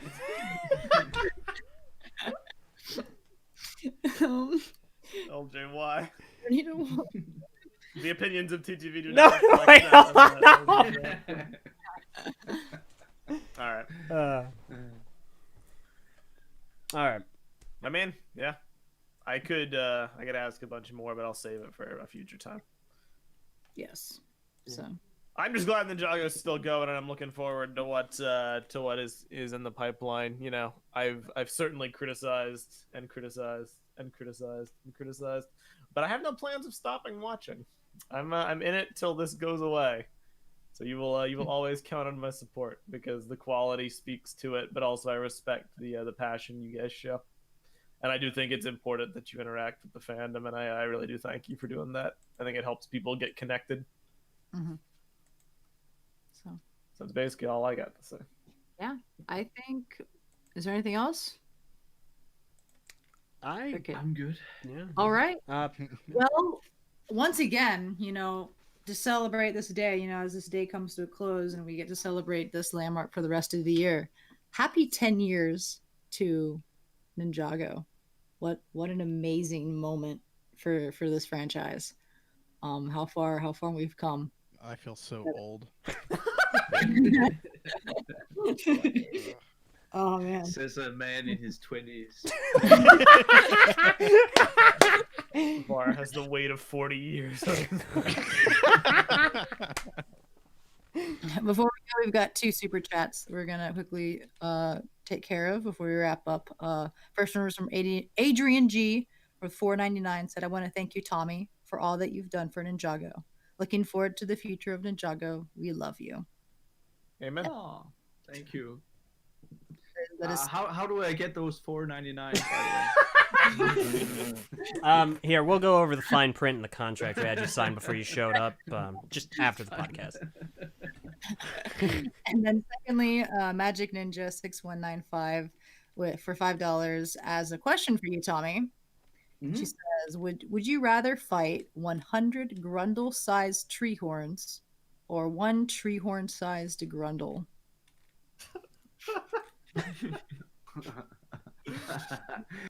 I will go with the 100 tree-sized Grundles.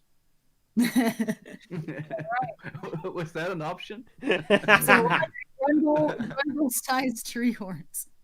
Grundle-sized tree horns. That's such an abstract question. Yeah, I'll do the 100 Grundle-sized tree horns. That means they're small, but there's many of them. Yeah. I would do that. One big Grundle. That's yeah, one big Grundle. That's like a season finale of Ninjago from 2012.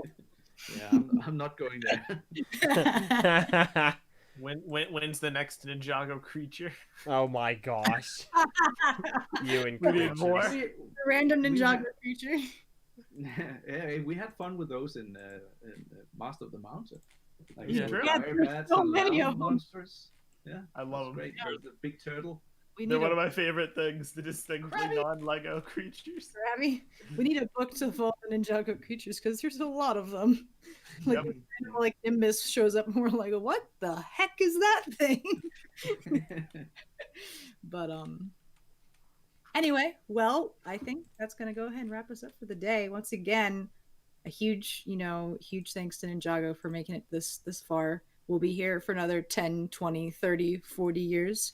So I make no promises about 40 years. You're actually gonna kill Var. Don't be around for 40 more years. You're actually gonna kill Var.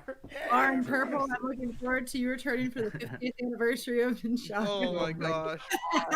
How old would I even be? Oh.